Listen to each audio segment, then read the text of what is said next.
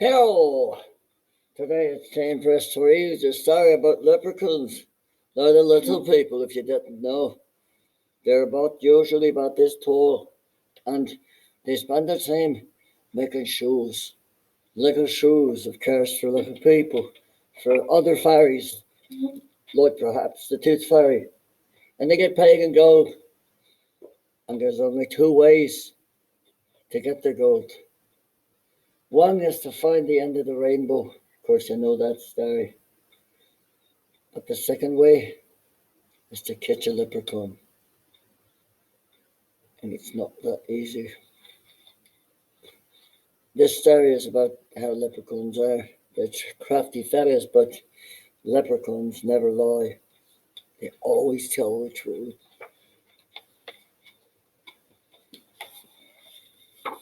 There was an old thatched hut nestled in a glen near the river. Ninny Nanny and Graham lived there together. Each had only the other and no more. They lived simply on potato soup, and their needs were few. The thatch needed patching, the potatoes needed digging, the firewood needed gathering, and the water barrel needed filling. But Ninny Nanny was lazy, and Graham was ailing, and there was naught but blathering between them. Graham nagged, Ninny Nanny dawdled, and that was that. Ninny Nanny does not want to get her work done. Alright, I'm going to drop the Irish accent because it's bothering me too. The rain came, drip dropped through the thatch. The potato sack emptied. The chimney pot grew cold, and there was but a bit of rainwater in the barrel. It came to be that there was little to eat. Just cold rainwater soup, pure and simple. Rainwater soup, that means they only had water. Oh, it's me, 'tis starving we are, moaned Graham. What am I to do with such a lazy child? Ugh, Graham, hush your nagging. I've been thinking to catch a leprechaun. He's bound to tell where he's hidden his gold, and 'tis rich for life will be, boasted Ninny Nanny. Is it raving you are, girl? To capture a leprechaun is no easy thing, said Graham. Aye, so I've heard tell, agreed Ninny Nanny. But we could make right use of a treasure, so I'll give it a try. Well, it was as easy as tripping over a log, which is what happened. Ninny Nanny was tramping about looking every which way for a leprechaun when she tumbled head over petticoat and fell plunk right on top of one of the wee fairy men. You see him? He howled like a banshee and wiggled and waggled, but Ninny Nanny had him firmly by the seat of his breeches, and that was that. Let me go, shrieked the angry leprechaun. Sure, and gladly I'll let you loose, but I'll first know where your treasure is hidden, said Ninny Nanny. Ugh, 'tis under the straw pile, but you've not the wit to find it, grumbled the wee man. We'll see about that, said Ninny Nanny, as she carried him squirming and kicking to show Graham her prize. And wasn't she pleased? They tied him firmly to a potato sack, and Graham watched that he didn't wiggle away, while Ninny Nanny started pitching straw this way and that. Sure, and 'tis witless and lazy she is, hissed the leprechaun to Graham. She'll find no treasure in the mess she's making. I heard that, and do not fool me, leprechaun, said Ninny Nanny, and she lifted the straw gently, searching through it bit by bit, and carried it up to the roof, out of the way. Sure, and the whole of the straw pile was upon the roof, and not a mite of gold to be found, and that was that. 'Tis a liar you are, leprechaun, bawled Ninny Nanny.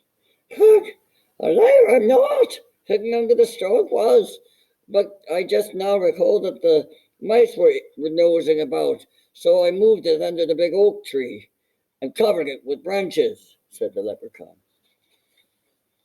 Stack the branches here by the door, Ninny Nanny, said Graham. I'll sort through them for any stray coins. Ninny Nanny carried and stacked the branches. Graham examined every stick. The leprechaun scowled. Ninny Nanny raked up the last few twigs and found not one speck of treasure under the tree, and that was that. He's lying again, Graham, howled Ninny Nanny. I liar am not. Hidden under the tree it was, but I remember now that I moved it to a safer place, mumbled the leprechaun. Let's see, so far she pitched the hay up onto the roof. That fixed the roof. She stacked the firewood. Speak up and tell me where you've hidden the gold, demanded Ninny Nanny, shaking him until his wee head wobbled. The river, squeaked the leprechaun. I put it under the river. Sure, and I'm not believing that. How did you get it under the river? And how am I to get it out? Asked Ninny Nanny. I told you where, but I'll not tell you how, promised the leprechaun. Ninny Nanny got the bucket and started to bail out the river. She was tossing water onto the river bank at a furious rate. You you 'tis witless you are, girl, laughed the leprechaun. Can't you see all that water sliding back where it came from? And he was right, of course. So Ninny Nanny emptied her bucket into the water barrel till the bottle was full to overflowing. But the river was as deep as before, and that was that. Sure and 'tis a liar you are, leprechaun, wailed Ninny Nanny. And 'tis throwing you into the river I am. Don't be hasty, girl, said the leprechaun. I a liar am not, just a forgetful at times. I remember clearly now. I hurled me treasure in your very own potato patch. I'm not believing you, leprechaun. 'Tis another lie you're telling me, said Ninny Nanny. Then 'tis foolish you are, girl, said the wee man, for leprechauns never lie. I've heard that tell. They're bound by fairy laws to tell the truth, said Graham. Ah, I believe that when I see it, grumbled Ninny Nanny, as she went to fetch the spade. Spade is another word for shovel. Ninny Nanny dug and grubbed about in the potato patch. Graham smiled to see all the potatoes scattered about. The leprechaun scowled. Ninny Nanny dug the potato patch wide and deep, uprooting all but one of the potato plants. Sure, and all she had to show for her efforts was a hole in the garden and a heap of potatoes. And that was that. Oh, wow. So now he tricked her again, right? He made her dig up, fill the rainbow, fix the roof with the hay, remember? Get the water, stack the wood, get the potatoes. She drew down the spade in disgust.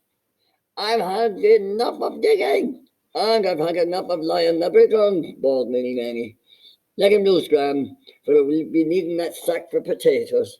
So Graham untied the sack, and whisked like a shooting star in the night, the wee man vanished.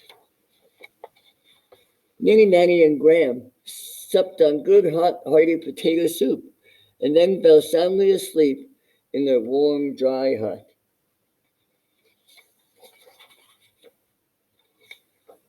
While out in the potato patch, the wee leprechaun was busily digging up the last potato plant.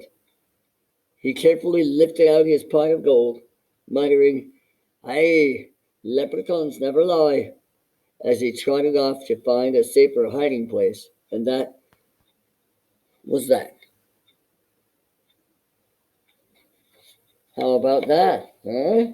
Leprechauns never lie. Doesn't mean they aren't tricky.